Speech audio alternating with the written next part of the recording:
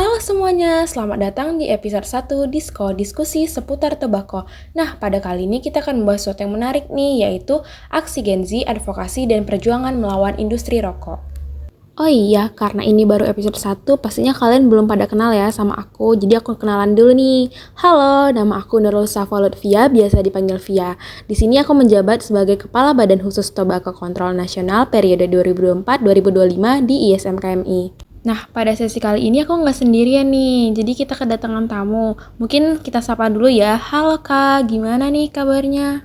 Nah, sekalian biar teman-teman pada kenal dan akrab nih Kak, mungkin dari Kakak boleh kenalan dulu nih. Oke, halo Via, perkenalkan, nama aku Sali Ginting, dan sekarang kebetulan sedang berada dalam salah satu NGO yang bernama Indonesia Youth Council for Tactical Changes. Itu dan kebetulan aku di sini role-nya adalah sebagai Project Monitoring dan Evaluation. Itu Via. Oh iya teman-teman, Kak Sali ini dulu pernah juga loh jadi pengurus di ISMKMI. Boleh diceritain dong Kak, gimana nih dulu di ISMKMI? Kira-kira Kakak menjabat jadi apa? Kebetulan aku sebetulnya di SMKMI 2 tahun dan di tahun 2022-2023 waktu itu aku jadi staf penelitian dan pengembangan, Direktorat Penelitian dan Pengembangan, lalu di tahun 2023-2024 kemarin ditunjuk sebagai Kepala Direktorat Advokasi Nasional. Wah, ternyata Kak Sali ini udah 2 tahun ya teman-teman di ISMKMI. Kira-kira kalau kesibukannya akhir-akhir ini lagi ngapain nih Kak? Oke, mungkin kalau kesibukan akhir-akhir ini aja sih sedang karena kebetulan kan ada mengenai ini aturan-aturan undang-undang, jadi coba sedikit mengkaji juga mengenai peraturan pemerintah kita yang kebetulan ya kita harus bisa bersyukur juga udah tanda tangan dan sedang mengkaji itu. Lalu memang kemarin juga baru pulang ya dari Filipina untuk mengikuti suatu pelatihan mengenai tobacco control juga yang diselenggarakan sama John Hopkins University. Jadi di situ banyak belajar dari best practice negara lain dan bertemu juga dengan orang-orang yang ternyata selama ini mereka yang ternyata ngebuat kerangka FCTC dan lain-lain. Itu sih Via. Nah, seperti yang udah dibilang sama Kak Sali tadi nih, baru-baru ini ada peraturan baru yaitu Peraturan Pemerintah Nomor 28 Tahun 2024 di Pasal 434. Salah satunya tentang larangan penjualan rokok eceran dan dengan radius 200 meter dari satuan pendidikan dan tempat bermain anak. Gimana nih Kak tanggapan Kak Sali terhadap PP terbaru ini? Oke, nah kalau untuk jarak sebenarnya itu sebetulnya adalah substansi yang cukup baik ya. Dalam artian ketika kita memang negara ingin melindungi anak, tentu mereka harus dijauhi notabene dari produk-produk atau iklan promosi sponsorship barang-barang yang sekiranya itu merugikan mereka. Sebetulnya tidak hanya dari rokok ya, bahkan nanti kalau misalkan ada alkohol pun ya mereka tidak boleh mengiklankan itu. Tapi karena kita membahas mengenai PP, itu apalagi mengenai di substansi mengenai pengendalian tembakau, itu sangat amat bagus. Jadi dalam artian anak-anak ini tidak dikepung dari kepungan industri rokok yang selalu ingin mengiklankan, ingin mempromosikan. Notabene mereka pun mungkin bukan mungkin lagi, memang udah pasti mencari pelanggan-pelanggan muda gitu ya, supaya nanti mereka bisa mendapatkan pelanggan setia bertahun-tahun. Jadi aku merasa bahwa dalam radius 200 meter itu yang harus dijauhi dari institusi pendidikan, itu sebenarnya cukup baik. Dalam artian kita bayangin aja nih sekolah-sekolah di Indonesia di 200 meter itu kita bulet-buletin gitu ya. Ya otomatis kan sangat amat ini ya, jadinya jadi semakin sempit untuk orang-orang bisa menjual ataupun melihat dari billboard ataupun iklan media luar ruang dari si produk rokok tersebut, termasuk dari vape atau segala macam. Jadi kalau dari aku mengamati itu cukup bagus untuk kesejahteraan si anak-anak ini. Begitu Via. Benar banget Kak Sali, PP ini menjadi salah satu kebijakan yang tepat mengingat dengan banyaknya penjualan rokok eceran terutama di kawasan dekat institusi pendidikan membuat kemudahan pelajar dalam membeli rokok. Namun yang disayangkan pada PP ini belum ada larangan sepenuhnya mengenai iklan, promosi, dan sponsor rokok yang mana hal tersebut juga dapat dengan mudahnya mempengaruhi generasi muda yang kesehariannya menggunakan media sosial. Nah, dengan masih adanya akses para remaja dalam mendapatkan info mengenai rokok, bagaimana nih Kak efek jangka panjang yang dapat mereka rasakan terutama pada kondisi fisik mereka nih Kak? Oke, sebetulnya hal tersebut tidak terlepas dari ya betul memang mereka dikepung oleh iklan terutama di media sosial yang memang regulasinya masih belum efektif atau masih belum bagus lah ya secara substansi. Tapi kalau misalkan setidaknya memang saat ini pemerintah menyicil mungkin ya, menyicil walaupun kita mengharapkan semuanya diatur, tapi mungkin dari sisi pemerintah itu sedang menyicil supaya lebih baik lagi. Setidaknya ada progres dibandingkan PP nomor 109 tahun 2012, itu udah ada progres lebih bagus. Dan bisa kita melihat juga memang untuk efek jangka panjangnya, tentu ketika ini memang diimplementasikan dengan baik, bagusnya adalah otomatis lebih anak-anak ini akan lebih lagi untuk yang media luar ruang, dia akan lebih lagi tidak keterpaparan terhadap dari iklan promosi dan sponsorship dari rokok itu sendiri akan lebih jauh gitu, agak lebih jauhkan. Apalagi dengan adanya peraturan bahwa sekarang kan anak, kalau kemarin kan kita antara umur 0 sampai 18 tahun tuh nggak boleh dijual produknya. Nah sekarang udah naik nih di pasal 441 kita tahu bahwa uh, dilarang menjual dan memberi kepada orang berusia di bawah 21 tahun. Jadi naik 3 tahun. Nah tentu ini orang-orang yang masuk kuliah pun ya mungkin di semester 5 atau 6-nya tentu sebenarnya harus tidak boleh merokok gitu. Jadi ini suatu hal yang cukup positif juga dan efek jangka panjangnya ketika memang ini implementasinya sudah bagus, otomatis lebih sedikit lagi orang yang akan memulai rokok. Karena kalau kita melihat penelitian, memang biasanya orang-orang yang mencoba rokok di masa-masa remaja itu akan kecenderungan untuk kecanduannya lebih lama tuh akan lebih tinggi lagi. Jikalau nanti mereka memang seandainya sudah di atas 21 tahun, otomatis aku sih percaya akan lebih matang lagi pemikiran mereka dalam memilih hal yang benar dan mana yang tidak benar untuk badan mereka. Itu dari pandangan aku, Via. Nah, melihat dampak jangka panjang yang telah disampaikan oleh Kak Sali tadi, kira-kira ada nggak Kak strategi dalam memberikan informasi mengenai bahaya rokok dengan banyaknya hambatan seperti iklan dan promosi rokok pada saat ini? Oke, kalau misalkan untuk strategi, tentu yang teman-teman harus kita sadari bahwa perokok itu sendiri bukan pelaku. Kita harus sama sekali tidak boleh menghakimi mereka. Ya, kita memang benci kepada rokoknya, tapi bukan kepada orangnya. Karena apa? By the way, mereka pun sebenarnya adalah korban yang terpapar iklan tadi. Akhirnya mereka mencoba ataupun gara-gara lingkungan teman, karena satu tidak merokok, karena dia ada di lingkungan merokok jadi ikut merokok, itu adalah suatu hal yang sebetulnya mereka pun bukan atas keinginan, tapi atas keterpaksaan di awalnya karena harus mengikuti sosial segala macam, dan belum lagi mereka rasa penasaran yang cukup tinggi gitu ya untuk anak-anak. Jadi memang strateginya itu adalah pertama dengan tidak menghakimi mereka, dan yang kedua adalah dengan selalu menjauhi dari kepungan-kepungan dari si industri sendiri. Jadi sebenarnya pelakunya itu adalah industri itu sendiri, industri rokok itu sendiri, ataupun vaping yang akhir-akhir ini tampaknya makin merajalela ya, walaupun mereka memakai narasi bahwa ini lebih tidak berbahaya daripada rokok konvensional, tapi nyatanya tidak, sama-sama berbahaya. Kasusnya sudah banyak di luar negeri, di mana di Filipina pun udah ada kasus kematian akibat dari vape, itu sudah cukup nyata. Masa kita harus menunggu dulu ini menjadi sebuah epidemik baru kita bergerak? Tentu kan teori dari public health pencegahan itu adalah tidak seperti itu. Kita harus mencegah dari awal. Nah, untuk strateginya ya jangan ada pula membeda-bedakan antara vape ataupun rokok, karena dua-duanya sama-sama berbahaya. Kalau dibilang bahwa alasannya, tapi kan yang vape ini dia adalah ada buah-buahannya segala macam, tentu lebih sehat. Nah enggak teman-teman, bahwa buah-buahan itu pun sebetulnya adalah kimia juga, kimia lagi dan kimia lagi juga, tidak ada bedanya. Bahkan ada beberapa penelitian yang mengatakan itu lebih berbahaya juga. Nah untuk strategi-strategi itu tentu harus kita kembangkan, dan tentu harus diupdate terus ya selalu mengenai progres dari pengendalian tembakau dan pengendalian konsumsi rokok pada anak juga. Jadi teman-teman mahasiswa pun atau kita sebagai anak kesmas gitu ya, wajib juga untuk bisa mengetahui progres dari setiap, karena kan ini setelah nanti ada peraturan pemerintah, tentu nanti harus ada implementasi juga dari peraturan-peraturan daerah, tentu harus diupdate juga dari masing-masing daerah. Tentu kita harus lebih kuat lagi agar nanti implementasinya lebih baik lagi di tiap daerah-daerah. Itu mungkin dari aku. Oh iya Kak, kira-kira selama Kakak menjadi kepala advokasi di SMKMI dan bergabung menjadi bagian dari IYCTC, kira-kira pengalaman menarik apa nih Kak yang bisa Kakak sharing mengenai advokasi dan mengkampanyekan baik secara online maupun offline, terutama di bidang tembakau? Oke. Yang menariknya memang sejujur-jujurnya ketika kita melakukan advokasi pengendalian konsumsi rokok gitu ya, kepada beberapa kali memang ketika aku masih menjadi kepala direktorat, itu beberapa kali kayak ke DPR ataupun ke Kementerian Pemuda dan Olahraga, waktu diwakili oleh Nadir juga.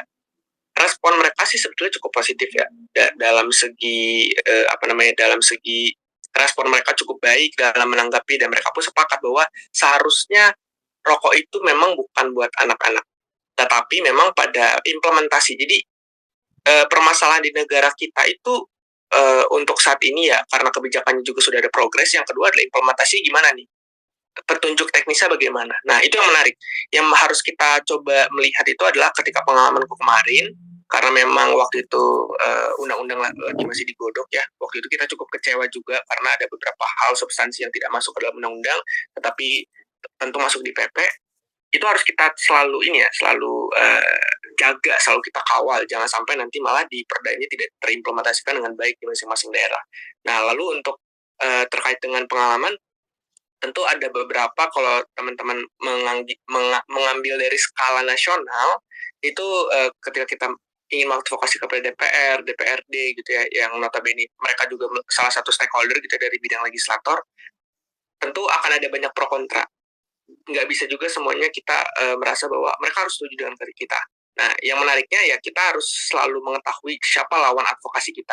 Dalam artian, siapa yang ingin kita advokasikan, apakah selama ini stance-nya positif, apakah negatif. Nah, tentu kalau misalnya kita udah tahu mapping tersebut, kita akan lebih mengetahui lagi strategi advokasi apa yang bagus. Dan sebelum kita melakukan advokasi, tentu harus ada kajian-kajian komprehensif, harus dilihat dulu skala prioritasnya apa sih sebenarnya dalam suatu kebijakan. Apakah dalam daerah tersebut yang paling urgent adalah IPS-nya gitu ya, iklan promosi sponsorship, ataukah pictorial health warning-nya, apakah mengenai rokok batangannya gitu yang masih dijual bebas. Nah, tentu kita harus tahu dulu poin-poin pentingnya, karena by the way kita nggak bisa langsung ambil satu scoop, karena pengendalian tembakau itu cukup luas dan cukup kompleks. Jadi harus ada satu sisi yang harus kita coba lebih fokuskan lagi. Begitu dari aku, ya. Wah, keren banget nih pengalaman Kak Sali. Mungkin dari Kak Sali karena udah mengikuti beberapa kegiatan, pastinya tahu nih hambatan dalam mengikuti kegiatan. Nah, gimana nih Kak, khususnya generasi muda kalau misalnya lagi melakukan suatu gerakan atau audiensi, apa yang harus mereka lakukan? Oke, sebetulnya kemarin itu kita melakukan ketika Hari Tanpa Tembakau Sedunia, di bulan Juni awal ya, di bulan 31 Mei, tapi waktu itu kita melakukan campaign itu 2 Juni kalau nggak salah. Sebetulnya itu adalah salah satu kegiatan menarik yang teman-teman muda bisa gerakan istilahnya di daerah masing-masing. Bahkan kemarin pun best practice-nya kita melihat dari Hima Kesmas Universitas Lampung Mangkurat di Kalimantan, itu mereka melakukan campaign juga. Dan ada beberapa campaign lainnya juga yang dilakukan teman-teman Kesmas lain. Karena memang sejatinya core-nya teman-teman Kesmas ya begitu. Melakukan campaign-nya itu bukan hanya secara sosial media, membuat ribuan segala macam, tapi secara di tempatnya itu harus ada. Mungkin tadi itu di CFD, kemarin pun kita melakukan di Solo, sebelumnya di Jakarta gitu ya, yang akbarnya baru di Solo, dan kemarin diimplementasikan juga dari teman-teman Kalimantan. Itu adalah praktik-praktik baik yang notabene ketika CFD kan pasti akan ada banyak masyarakat. Untuk raising awareness-nya itu tentu skopnya lebih luas lagi. Karena yang kita tahu kalau kita bermain di sosial media bukannya tidak mungkin tidak bisa, tapi tentu lebih tantangannya mungkin lebih sulit ya bagi aku sendiri untuk di online, karena untuk menaikkan orang-orang aware akan pengendalian tembakau itu sebetulnya cukup sulit. Tapi ketika kita langsung bergerak di CFD, bisa merasakan langsung kayak face to face, heart to heart gitu ya, langsung bertemu. Pengalamanku memang mengatakan bahwa masyarakat itu sebetulnya mau lepas, tapi mereka apalagi untuk bapak-bapak gitu ya, bapak-bapak kan biasanya mohon maaf kata ada beberapa kalangan yang masih merokok, apalagi mereka belum sadar bahwa itu tuh membahayakan anaknya. Dan ketika kita bertemu di melakukan gerakan gitu ya, mereka sebetulnya ada rasa ingin berhenti, tapi memang mereka juga butuh bantuan nih gitu, karena mereka rasa adiksi itu sangat sulit untuk dihilangkan. Mereka butuh pertolongan. Nah, itulah tugasnya peran-peran anak Kesmas. Mungkin dalam CFD bisa meng-guide dulu nih stakeholder seperti Dinkes untuk bisa melakukan SEO analyzer, bagaimana kondisi paru bapak-bapaknya, walaupun itu hanya analisis luar ya, istilahnya analisis awal, tapi itu oke, itu penting sekali. Lalu meng-guide dari teman-teman puskesmas, kan Kemenkes juga punya program upaya berhenti merokok yang diimplementasikan di puskesmas. Nah, itu bisa di-guide. Jadi siklus cycle itu yang harus kembangkan oleh anak-anak Kesmas, kreativitasnya juga harus dikembangkan. Kemarin sangat baik, aku apresiasi dari teman-teman Banjarmasin melakukan campaign campaign di Kalimantan itu sangat-sangat oke, menarik dengan membawa pesan yang oke juga.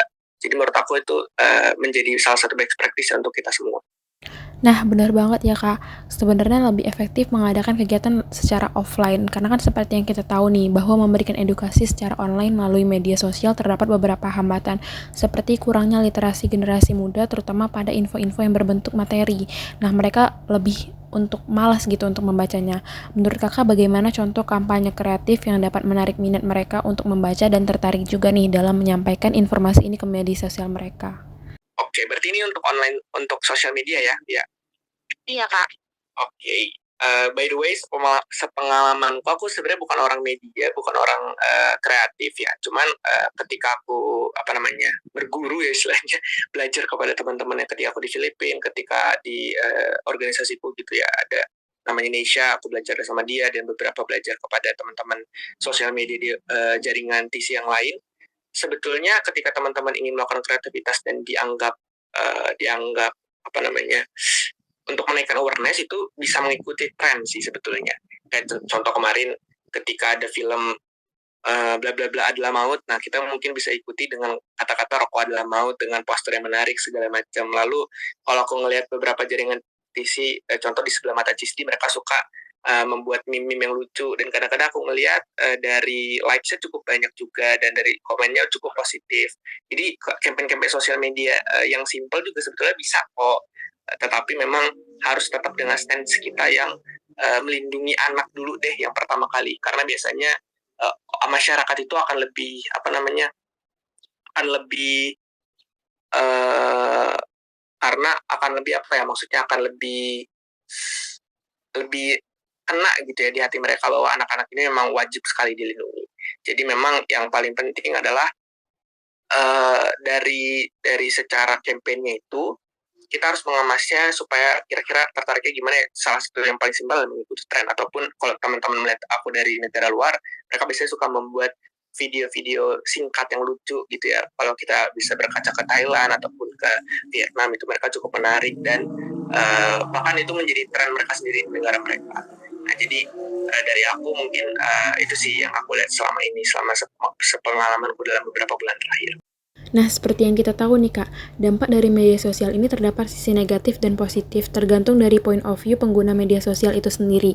Bagaimana menurut Kakak agar mengurangi dampak negatif iklan dan sponsor rokok yang terkadang membuat mereka tertarik dalam menjalankan kerjasama seperti beberapa kegiatan yang mereka adakan meminta sponsor atau media partner dengan beberapa merek rokok? Oke.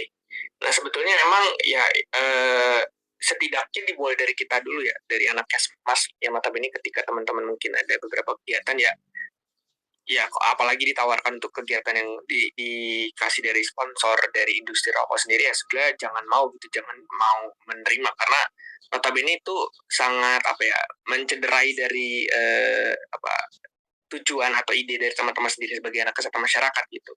Jadi mungkin ya tentu kita harus untuk bisa melawan ya jangan diterima atau kalau teman-teman seandainya masih melihat gitu ya di sosial media ya report aja gitu. Jangan sampai itu masuk kepada konsumsinya teman-teman sendiri untuk pengguna sosial media. Ya lebih baik jangan diikuti daripada kita ikut-ikuti sedikit nanti malah jadi ikut banyak gitu. Kalau dari aku itu mungkin ya. Nah, di era digitalisasi ini mungkin kita lebih ke gerakan secara online juga ya, Kak, selain kita menggerakkan secara offline, terutama untuk menggerakkan generasi muda sebagai agent of change.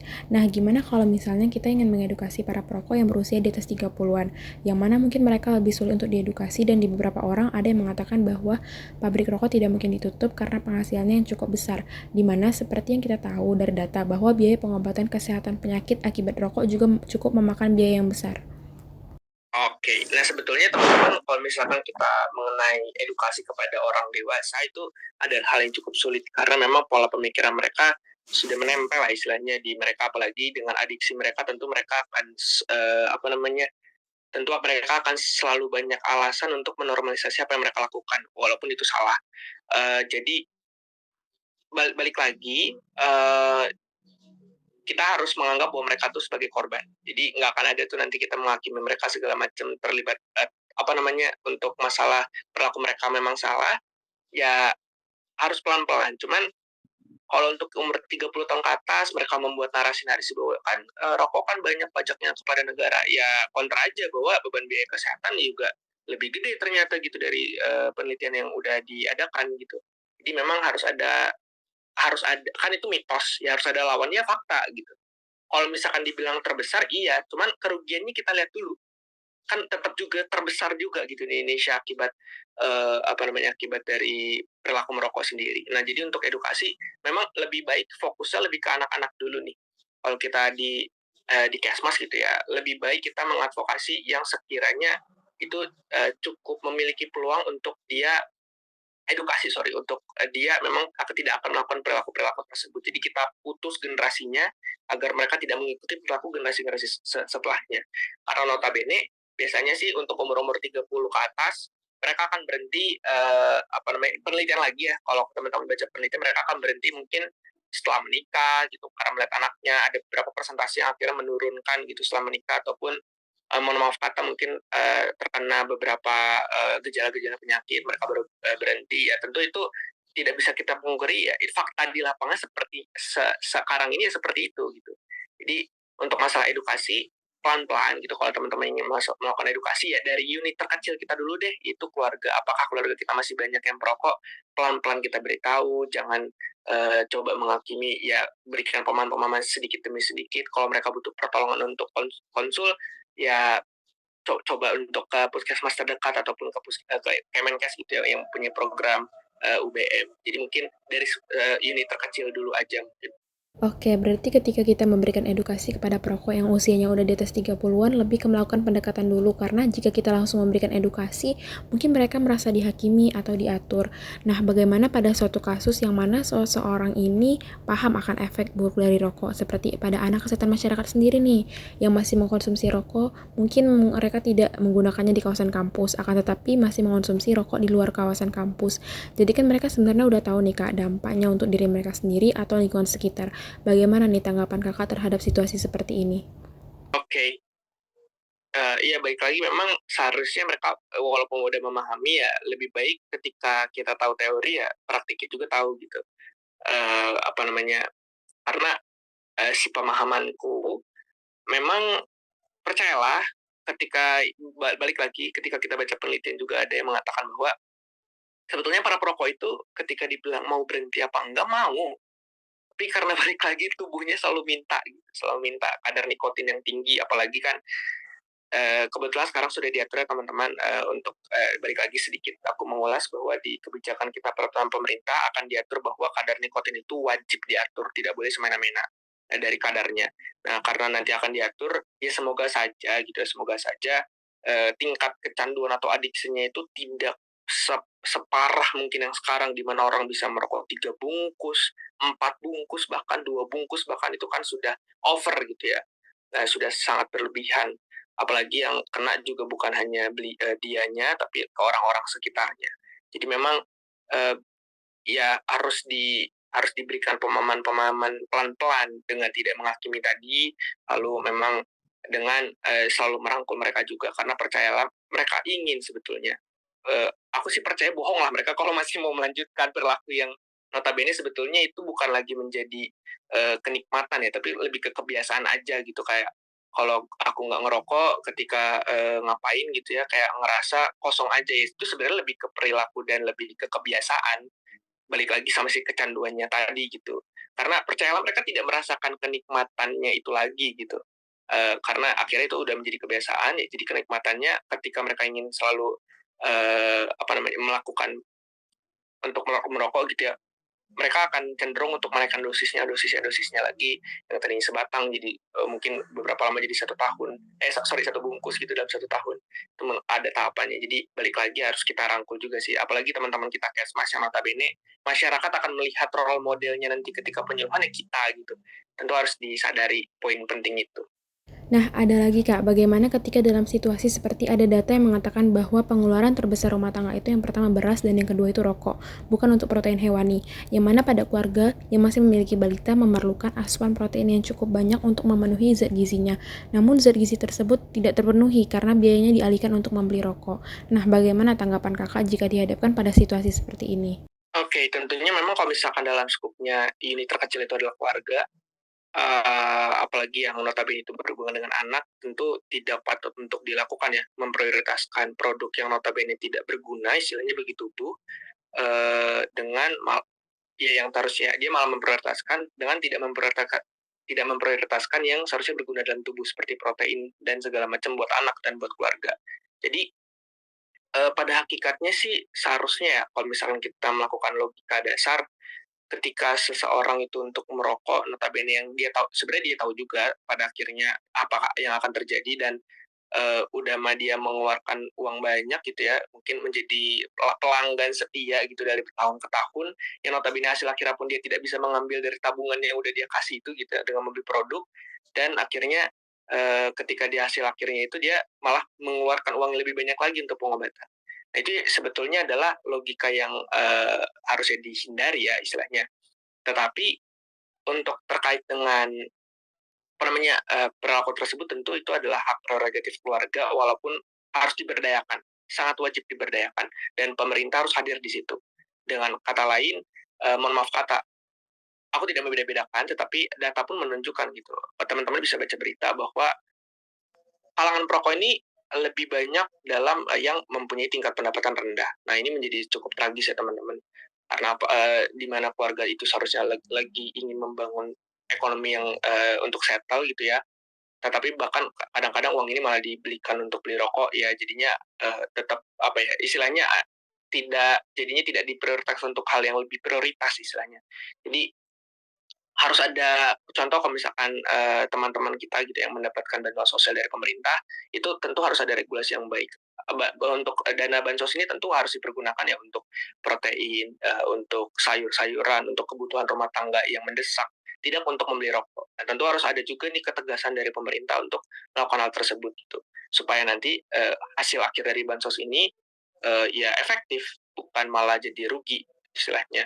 Karena pada hakikatnya kan, apa namanya, dana-dana yang diberikan pemerintah gitu kepada, masyarakat itu harusnya sih untuk, menjamin kesejahteraan dari masyarakat tersebut, bukan malah untuk menjadi kesengsaraan di akhirnya gitu. Itu mungkin dari aku, ya. Nah, melihat beberapa situasi dan kejadian, kita itu perlu adanya lintas sektor ya Kak, bukan hanya dari kesehatan saja yang berkontribusi dalam mengurangi angka perokok dan pengguna tembakau. Menurut Kakak, seberapa penting ketika merancang dan melaksanakan kegiatan tersebut melibatkan lintas sektor nih? Tentu sangat penting ya, sangat penting karena ini harus lintas sektor, nggak boleh hanya dari Kemenkes saja, karena Kemenkes ya notabene ada beberapa hal yang seharusnya bukan Kemenkes melakukan, contoh kayak pemblokiran iklan. Itu harusnya kan dari Kominfo sendiri. Contoh kalau misalkan dari, rokok batangan mungkin itu dari Kementerian Perdagangannya sendiri gitu. Maaf kalau aku salah ya, apa dari Kemenperinnya mungkin perindustrian. Jadi tentu harus ada, lintas sektor, nggak hanya di skala nasional, di skala daerah pun seperti itu. Dan untuk nanti masalah pengimplementasian dari peraturan pemerintah pun, itu tentu harus ada lintas sektor. Ketika diimplementasikan di daerah, itu kan mungkin ada nanti untuk masalah punishment-nya kan tentu ada butuh teman-teman dari teman-teman Satpol PP gitu untuk menertibkan ataupun teman-teman dari kepolisian gitu seandainya ada rokok-rokok ilegal itu tentu harus ada lintas sektor, nggak bisa hanya dari dinas kesehatan gitu yang notabene mereka pun punya keterbatasan dalam pengimplementasian dari peraturan daerah yang akan diimplementasikan dari PP tersebut. Mungkin itu kalau dari aku, Via. Wah, menarik sekali nih. Sebelum kita tutup sesi diskusi kali ini, dari Kak Sali ada nggak Kak pesan untuk generasi muda dalam menyampaikan dan membagikan informasi, khususnya tentang tembakau, agar mereka dapat berkontribusi dan memberikan aksi nyata gitu? Oke, sebetulnya sih apa namanya, aku nggak punya pesan khusus ya, karena sejatinya teman-teman udah saling memahami bahwa untuk masalah konsumsi rokok sendiri itu sebenarnya masalah, bukan jadi, suatu solusi ya istilahnya.